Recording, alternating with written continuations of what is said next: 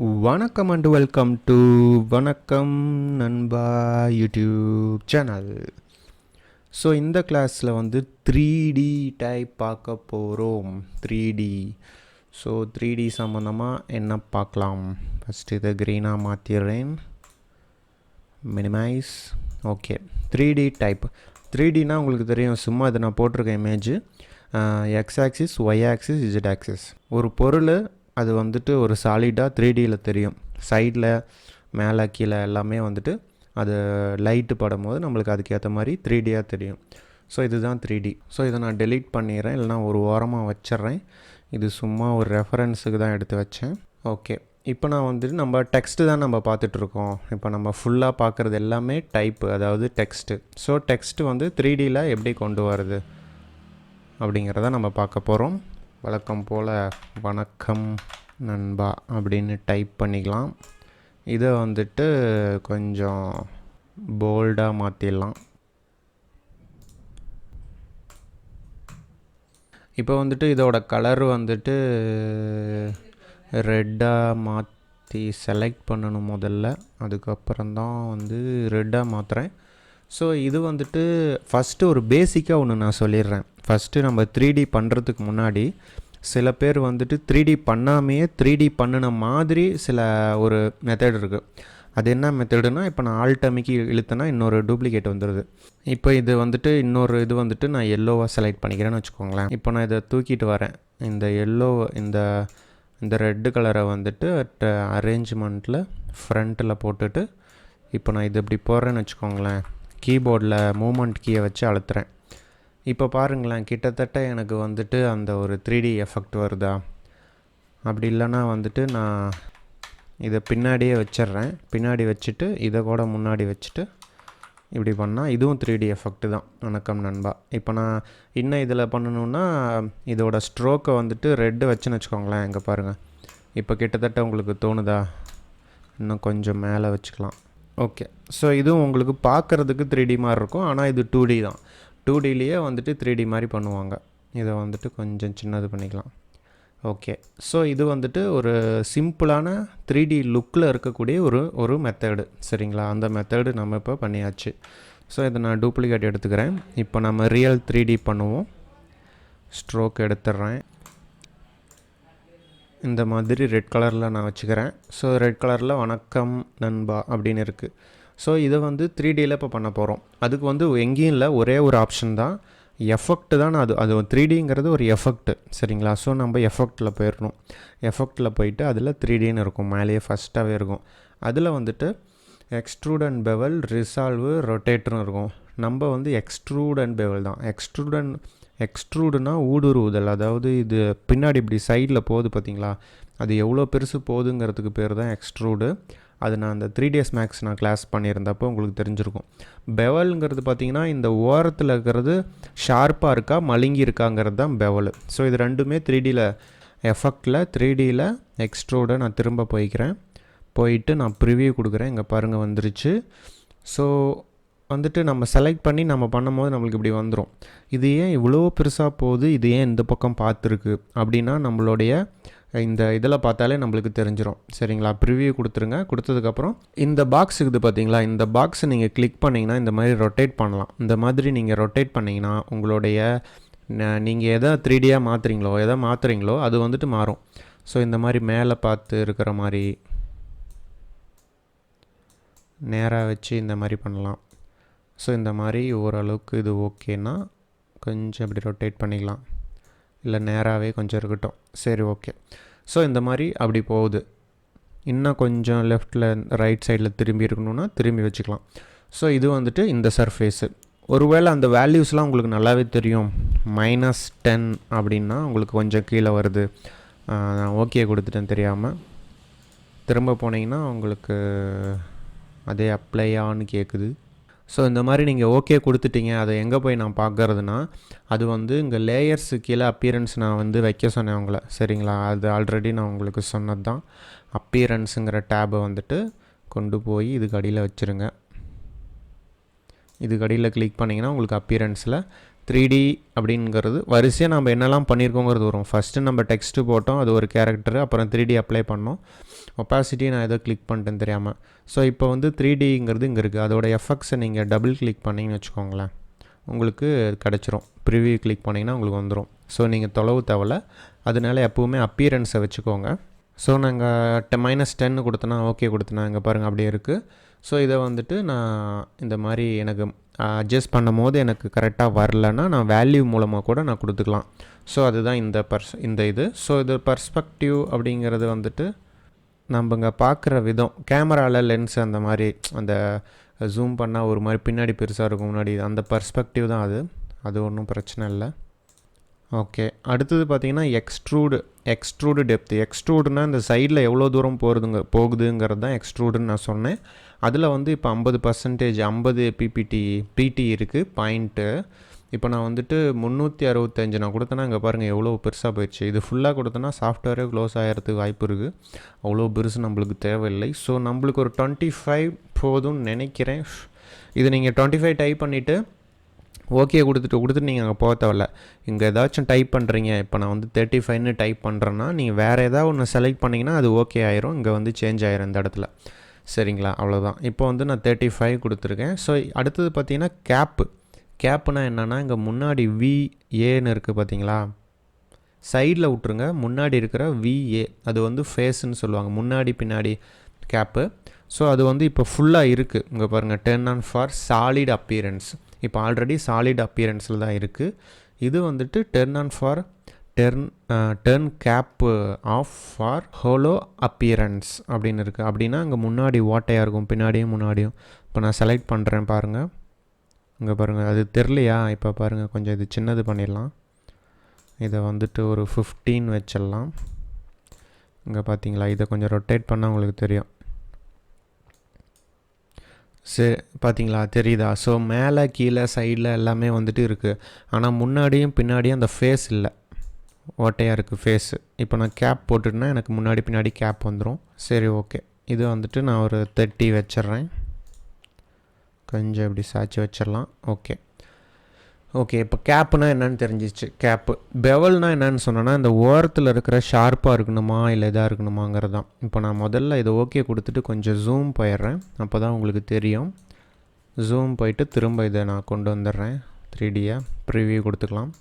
So இப்போ பார்த்தீங்கன்னா இந்த VA அதோட ஓரத்தில் வந்துட்டு ஷார்ப்பாக இருக்கா, ஏன்னா இங்கே வந்துட்டு லைன் இருக்குது, நன்னுன்னு இருக்குது. பெவலில் வந்துட்டு ஸோ எந்த ஒரு பெவல்ஸும் கொடுக்கல பெவல். ஸோ அது லைனாக இருக்கிறதுனால இங்கே ஷார்ப்பாக இருக்குது. இப்போ இந்த ட்ராப் டவுனை கிளிக் பண்ணிங்கன்னா கிளாசிக்னால் கொஞ்சம் ஸ்மூத்தாக இருக்கும் இந்த ஓரத்தில். இப்போ பாருங்கள், இது வந்துட்டு ஏன் இப்படி முறுக்கான்னு போயிடுச்சுன்னா இந்த பாயிண்ட் வந்துட்டு ரொம்ப கம்மியாக வைக்கணும், 0.1. அது கூட இது ரொம்ப பெருசாக இருக்குது, ஏன்னா இது என்னோடய காம்போசிஷன் வந்துட்டு ரொம்ப சின்னதாக இருக்குங்க, அதனால தான் அப்படி. ஸோ இது வந்துட்டு என்னோடய காம்போசிஷன் வந்து 200x200 கொடுத்தனால எனக்கு அப்படி வருது. பட் ஆனால் இது எல்லாமே நல்லாயிருக்கும், நீங்கள் வேணால் கொடுத்து பாருங்கள். நான் வேணால் சிம்பிளாக ஒன்று ஓப்பன் பண்ணுறேன், புதுசாக ஒரு டாக்குமெண்ட்டை போட்டு 500 போட்டு ஒன்று போட்டு பார்ப்போம் என்ன தான் வருதுன்ட்டு. நண்பான்னு மட்டும் கொடுக்குறேன்.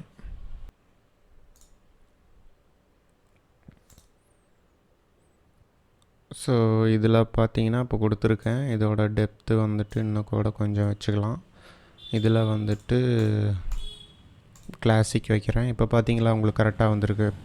ஸோ இப்போ வந்து 4 பாயிண்டில் இருக்குது, நான் 1 பாயிண்ட் வைக்கிறேன். ஸோ 1 பாயிண்டோட கொஞ்சம் 2 இங்கே பாருங்கள் முன்னாடி மழுங்குது பாருங்கள். ஸோ ஏன்னா இது நான் 500 காம்போசிஷன் கொடுத்தேன், அதனால் எனக்கு அப்படி இருக்குது. ஸோ இது இன்னொரு பீஸா மாதிரி தெரியுது, இது ஸ்டெப் பை ஸ்டெப் படிக்கட்டு மாதிரி தெரியுது. ஸோ ஹைட்டு இது எவ்வளோ தூரம் வெளியே வரணுங்கிற ஹைட்டு தான் இது. இதில் நான் வந்து 1 வச்சா கூட எனக்கு தெரிஞ்சு கரெக்டாக இருக்கும் அந்த ஸ்டெப்பு. இதை செலக்ட் பண்ணால் இது கொஞ்சம் அவுட்டரில், இது இன்னரில் அப்படிங்கிற மாதிரி. அது பேர் என்ன பார்த்துக்கலாம், அவுட்டு, இது இன்னு. ஓகே, ஸோ அடுத்தது பார்த்திங்கன்னா இந்த மேலே கீழே பலூன்ஸ் மாதிரி டக் டக் டக் ஸ்டெப் பை ஸ்டெப்பாக வருது. ஸோ அடுத்தது வந்துட்டு இதெல்லாம் அவ்வளோக்கா தெரில, இது படிக்கட்டு மாதிரி சக்கான்னு ஓடு மாதிரி இருக்குது. இது ரோலிங்கு ஸ்மூத்தாக வரும். அதை நீங்கள் சைடில் பார்த்தீங்கன்னா உங்களுக்கு தெரியும்னு நினைக்கிறேன். இங்கே பாருங்கள், ஒரு லைட்டாக தெரியுதா, அதுதான் அந்த இது. ஸோ எனக்கு தெரிஞ்ச இந்த கிளாசிக் வந்துட்டு கொஞ்சம் ஸ்மூத் கரெக்டாக இருக்கும். ஸோ இதுதான், இது நம்ம அதிகமாக வச்சோம்னா நம்மளுக்கு ரொம்ப இழுத்துட்டு போயிடும். கம்மியாக எந்த அளவுக்கு வைக்கிறோமோ அந்தளவுக்கு தெரியும். காம்போசிஷன் ரொம்ப சின்னதாக இருந்துச்சுன்னா இது எவ்வளோ தான் கம்மியாக வச்சிங்கனாலும் நம்மளுக்கு முன்னே வந்துச்சுல ப்ராப்ளம், இங்கே வந்துச்சுல, அது மாதிரி தான் இந்த மாதிரி இழுத்துக்கிட்டு தான் வரும். ஸோ அது ஒன்று பார்த்துக்கோங்க. ஸோ நான் அதில் போய் நான் பண்ணி காட்டிட்டேன். அதனால் நான் இதில் வந்துட்டு நான் நன்னுனே வச்சுக்கிறேன். ஏன்னா இதை நான் காம்போசிஷன் சின்னதாக க்ரியேட் பண்ணிட்டேன். பட் அது உங்களுக்கு எக்ஸ்பிளைன் பண்ணிட்டேன், நீங்கள் உங்களோட இதில் பண்ணி பாருங்கள். ஸோ அதுதான். அடுத்தது இதில் வேறு என்ன இருக்குன்னா, ஹைட் இதெல்லாம் பார்த்தாச்சு. பிளாஸ்டிக் ஒயர் ஃப்ரேம்னால் இந்த மாதிரி கம்பி கம்பியாக தெரியும், அதுதான் ஒயர் ஃப்ரேமு. நோ ஷேடிங்னா அந்த எட்ஜு எதுவுமே தெரியாது, அதுதான் நோ ஷேடிங்கு. டிஃப்யூஸ் ஷேடிங்னா அதான் நம்ம இப்போ பண்ணுறது, டிஃப்யூஸ் ஷேடிங். அப்புறம் பிளாஸ்டிக் மெட்டீரியல் மாதிரி. சரி, ஓகே, இது வரைக்கும் ஓகே. அடுத்தது மோர் ஆப்ஷன் இருக்குது பார்த்தீங்களா, அதை கிளிக் பண்ணுங்கள், உங்களுக்கு இன்னும் கிடைக்கும். என்னென்னா லைட்னிங்கு. லைட்டு வந்துட்டு ரொம்ப இம்பார்ட்டன்ட். இப்போ பாருங்கள், இந்த சைடில் இருக்குது, இப்படி இருந்து இங்கேருந்து இப்படி அடிக்குது வச்சுக்கோங்களேன். இங்கேருந்து இப்படி ஆப்ஜெக்ட் மேலே கொஞ்சம் மேலேருந்து லைட் அடிக்குது. இந்த லைட்டை வந்துட்டு நான் இந்த சைடு வச்சுன்னு வச்சுக்கோங்களேன், எனக்கு வந்துட்டு இப்படி அடிக்கும். இங்கே பாருங்கள், இந்த ஆண்டெல்லாம் ஒயிட் ஆயிடுச்சு. ஆனால் அது கவனமாக இருந்துக்கோங்க, ஏன்னா அந்த லைன் நம்மளுக்கு தெரியாமல் போயிடும். அது எப்படி வச்சா நம்மளுக்கு லைன்ஸ்லாம் தெரியுது, எங்கே டார்க்காக இருக்கணும் எங்கே வந்து பிரைட்டாக இருக்கணுங்கிறத நீங்கள் பார்த்துக்கோங்க. மேலே வச்சிங்கன்னா மேலே மட்டும் தெரியும், முன்னாடி இருட்டாயிரும். ஸோ முன்னாடி இருட்டாயிருச்சுன்னா நம்மளுக்கு டெக்ஸ்ட்டே தெரியாது. ஸோ நம்மளுக்கு ஓரளவுக்கு டெக்ஸ்ட் தெரிகிற மாதிரி இந்த மாதிரி தான் வைக்கணும். ஸோ இந்த மாதிரி வச்சுக்கோங்க, உங்களுக்கு எது கரெக்டாகுதோ அந்த மாதிரி லைட்டு வச்சுக்கோங்க. ஸோ லைட் இன்டென்சிட்டி, அந்த லைட் எவ்வளோ வெளிச்சமாக இருக்கணும் அப்படிங்கிறது. நம்ம இப்போ இதை கம்மி பண்ணோம்னா வெளிச்சம் அங்கே கம்மியாகும். இருட்டாயிருச்சு பார்த்தீங்களா, ஃபுல்லாகவே இருட்டாயிருச்சு. நான் 100 வச்சுக்கிறேன். அது 100 வச்சுக்கோங்க. ஆம்பியன் லைட்டுனா அது ஸ்ப்ரெட்டாக வருது, அது எந்த அளவுக்கு சைட்லலாம் அந்த ஸ்ப்ரெட் ஆகுது, வெளிச்சம் வந்துட்டு எவ்வளோ ஸ்ப்ரெட் ஆகுதுன்னா இங்கே இதை பார்த்தீங்கன்னா தெரியும், இதோட அந்த போக போக கம்மியாகுதுல்ல, அது எவ்வளோ தூரம் போகணும் அப்படிங்கிறது தான் அது. ஸோ அது ஓரளவுக்கு அந்த வந்துட்டு க்ளோ ஆகுதுல்ல, அந்த க்ளோனஸ் வந்து நம்ம கம்மி பண்ணுறது தான் ஆம்பியன் லைட்டு. ஹைலைட் இன்டென்சிட்டி அவ்வளோக்கா தெரியலை. ஹைலைட்டு சைஸு, இந்த ஹைலைட் ரவுண்டாக சின்னதாக இருக்குது பார்த்தீங்களா, அதை பொறுத்து இது ரெண்டுமே. இந்த இடத்துல ஷார்ப்பாக உழுவுறது எந்த அளவுக்கு உழுவணுங்கிறது தான் அந்த இது பொறுத்து. சரி, ஓகே. பிளண்டு ஸ்டெப்ஸு, இது வந்துட்டு ஸ்டெப்பாக ரவுண்டாக இருக்கும் ஆக்சுவலாக வெளிச்சம். அது எந்த அளவுக்கு ஸ்மூத்தாக அடிக்கணுங்கிறது தான் பிளண்டு ஸ்டெப்ஸு. ஷேடிங் கலர், இந்த சைடில் வந்துட்டு என்ன கலரில் இருக்குது அந்த கலர் லைட்டு வந்துட்டு இப்போ பிளாக்காக தான் இருக்கும், அதாவது லைட்டு படாத இடத்துல கொஞ்சம் பிளாக்காக தான் இருக்கும். இப்போ நீங்கள் கஸ்டமில் போயிட்டு அதில் நீங்கள் வந்துட்டு இப்போ ரெட்டு கொடுத்தீங்கன்னா எல்லாமே ரெட் ஆயிடுது. சப்போஸ் இதில் வந்துட்டு ப்ளூ கலர் கொடுத்தேன்னு வச்சுக்கோங்களேன், அந்த லைட்டோட ஷேடிங், அதாவது லைட்டு படாத இடத்துல ப்ளூ கலரில் அடிக்கும் நம்மளுக்கு, சரிங்களா. அந்த ஷேடிங் வந்துட்டு க்ரீன் வச்சோம்னா க்ரீன் கலரில் அடிக்கும். ஸோ இது மாதிரி உங்களுக்கு வேணும்னா வச்சுக்கோங்க. ஆனால் நான் ப்ரிஃபர் பண்ணுறது பிளாக்கு தான், ஏன்னா பிளாக்கு தான் ரியலிஸ்டிக்காக இருக்கும். ஸோ நான் பிளாக்கு தான் நானும் வைப்பேன். இது ஒன்று. ஸோ இதுக்கப்புறம் இதில் எதுவும் பெருசாக இல்லை. இதில் வந்துட்டு இதில் நீங்கள் உங்களோட டெக்ஸ்ட்டை எப்படி வேணாலும் பழைய கிளாஸில் நம்ம பார்த்தோம்ல, பழைய கிளாஸில் இந்த இது டச்சு டைப்பு, இப்போ டச்சு டைப் பார்த்தீங்கன்னா அதுக்கு முன்னாடி வந்து இன்னொன்று சொல்லிக்கிறேன், இதை எடிட் பண்ண முடியும். இதை வந்து டபுள் கிளிக் பண்ணுங்கள். டபுள் கிளிக் பண்ணிட்டு இப்படி நீங்கள் செலக்ட் பண்ணிங்கன்னா வந்துட்டு நண்பாவை தூக்கிடலாம். ஸோ வேறு ஏதாவது 1 2 3 அப்படின்னு போட்டால் கூட அங்கே வரும். அப்படியே 3Dலே டைப் ஆகுது பார்த்தீங்களா, டக்குன்னு டைப் ஆகுது பார்த்தீங்களா. ஸோ உங்களுக்கு இது வந்துட்டு புரிய மாட்டேங்குது, கரெக்டாக தெரிய மாட்டேங்குதுன்னா நீங்கள் இங்கே 3Dயை வந்துட்டு ஆஃப் பண்ணிடுங்க. இந்த 3Dயை ஆஃப் பண்ணிட்டு அதுக்கப்புறம் டபுள் கிளிக் பண்ணிங்கன்னா உங்களுக்கு ஈஸியாக இருக்கும் இதை பார்த்து டைப் பண்ணுறதுக்கு, மாற்றுறதுக்கு. ஸோ உங்களுக்கு ஈஸியாக இருக்கும். அதுக்கப்புறம் இதை அழுத்துனீங்கன்னா அப்ளை ஆயிரும். அதுக்கப்புறம் 3D ஆன் பண்ணிக்கலாம். ஸோ இந்த மாதிரி நீங்கள் 3D ஆஃப் பண்ணிட்டு ஒர்க் பண்ணிங்கன்னா உங்களுக்கு இன்னும் ஈஸியாக இருக்கும். அது ஒரு மெத்தடு. அதுக்கப்புறம் பார்த்தீங்கன்னா நீங்கள் இப்போ கூட வந்துட்டு கலர் சேஞ்ச் பண்ணலாம். இப்போ வந்துட்டு க்ரீன் நான் வச்சுட்டேன்னு வச்சுக்கோங்களேன். இங்கே பாருங்கள், வணக்கம். இது வந்து ரெட்டு, இது வந்து க்ரீனு இந்த மாதிரி நீங்கள் கலர் மாற்றலாம், எல்லா எடிட்டுமே பண்ணலாம். இது அப்படியே ஆர்க்காக மாற்றலாம், எல்லா எடிட்டும் மாற்றலாம். இதுக்கு முன்னாடி பண்ண கிளாஸில் என்னென்ன ஒரு டெக்ஸ்ட்டாக பண்ணமோ அது எல்லாமே இந்த 3Dலேயும் அப்ளை பண்ணலாம். ஒரு எக்ஸாம்பிளுக்கு நான் இந்த டச் டைப்பே சொல்கிறேன் பாருங்களேன். டச்சு டைப் இந்த இதில் வந்துட்டு இந்த மாதிரி கிளிக் பண்ணும் போது இப்படி தூக்கலாம். இப்போ வந்துட்டு இது எங்கே கிளிக் ஆகுது, எது மேலே கிளிக் ஆகுதுன்னு உங்களுக்கு தெரியல. அப்போது நீங்கள் என்ன பண்ணலான்னா, நான் பேக் போய்க்கிறேன். இப்போ வந்து இந்த 3D ஆஃப் பண்ணிட்டேன். ஸோ இப்போ நான் டச் டைப்பை கிளிக் பண்ணிட்டு நான் இந்த மாதிரி அலைன் பண்ணுறேன். வணக்கம் வந்துட்டு இந்த மாதிரி கீழே மேலே தூக்கி போடுறேன். இதை வந்துட்டு இப்படி கொஞ்சம் இப்படி மேலே போயிட்டு கீழே வர மாதிரி ஸோ நான் பண்ணுறேன். இதை வந்துட்டு இப்படி வச்சுக்கலாமா, வரிசையாக இருக்கிற மாதிரி இருக்கும். ஓகே, இப்போ பார்த்தீங்கன்னா இதை அப்ளை கொடுத்துட்டு இப்போ இதை போய் கிளிக் பண்ணிங்கன்னா உங்களுக்கு இந்த ஆப்ஷன்லாம் வந்துடும். ஸோ இப்போ நீங்கள் 3D கிளிக் பண்ணி பாருங்களேன். ஸோ உங்களுக்கு வந்துருச்சு 3Dயில். இல்லை நீங்கள் அப்படியே பண்ண எனக்கு முடியும் என்னாலன்னா நீங்கள் அப்படியே கிளிக் பண்ணி கூட நவுத்தலாம். ஆனால் எந்த எழுத்தை கிளிக் பண்ணுறோங்கிறத நீங்கள் கிளிக் பண்ணும் போது உங்களுக்கு இந்த மாதிரி காட்டும். அப்போயே நீங்கள் கண்டுபிடிச்சிருங்க. ஸோ அதுக்கேற்ற மாதிரி நீங்கள் அற்புதமான விஷயங்களை செய்யலாம். சரி, ஓகே. ஸோ இந்த மாதிரி நான் சும்மா ஒரு எக்ஸாம்பிளுக்கு தான் வந்துட்டு டச் டைப்பை சொன்னேன். நீங்கள் டைப் ஆனிய பேத்து, டைப் அண்டு ஷேப்பு, வார்ப்பு இதை அப்படியே வளைக்கலாம், எல்லாமே நீங்கள் பண்ணலாம். அது நீங்கள் பண்ணி பாருங்கள். ஏன்னா நான் திரும்ப மறுபடியும் சொல்ல விரும்பலை. 3Dயில் என்னங்கிறத நான் சொல்லிட்டேன், சரிங்களா? ஸோ வந்துட்டு நார்மலாக இந்த மாதிரி பண்ணலாம். 3Dயை போடலாம், கலர் சேஞ்ச் பண்ணலாம், எடிட் பண்ணிட்டு இந்த மாதிரி டச் டைப் மூலமாக இல்லை ஆர்க் மூலமாக நீங்கள் அதை என்ன வேணாலும் வளைச்சி ஷேப் பண்ணலாம். நீங்கள் இங்கே பார்க்கணுன்னா இந்த ஃபஸ்ட் ஆப்ஷனை செலக்ட் பண்ணிங்கன்னா உங்களுக்கு வந்துட்டு இதை கிளிக் பண்ணும் போது ஸோ அதோட ஸ்டெப் பை ஸ்டெப் அப்பியரன்ஸில் வரும். அது மூலமாக நீங்கள் ஆஃப் பண்ணி பார்த்துக்கலாம், எப்படி அலைன்மெண்ட் இருக்குது, கரெக்டாக வச்சுருக்கோமா கரெக்டாக வைக்கலையான்னு சொல்லிட்டு நீங்கள் பார்த்துக்கலாம். இது ஒரு இம்பார்ட்டண்டான விஷயம். ஸோ இவ்வளோ தான். அதை வச்சு நீங்கள் உங்களுடைய க்ரியேட்டிவிட்டியை போட்டு 3 டைமென்ஷனல் இமேஜை நீங்கள் பண்ணுங்கள். அந்த பெவல் முன்னாடி இந்த வளைவு மட்டும் கொஞ்சம் பார்த்துக்கோங்க. ஏன்னா உங்களோட காம்போசிஷன் வந்துட்டு கொஞ்சம் வந்துட்டு ஹையாக இருக்கணும். இந்த இடத்துல வித்து ஹைட்டு வந்துட்டு கொஞ்சம் ஹையாக இருந்துச்சுன்னா, அதிகமாக இருந்துச்சுன்னா உங்களுக்கு அந்த கிளியரன்ஸ் வரும், இல்லைன்னா மேலே கீழே இழுத்துட்டு போகும். அதை பார்த்துக்கோங்க. இதுதான் 3D டைப். ஸோ வந்துட்டு நம்ம 3D டைப்பை வந்துட்டு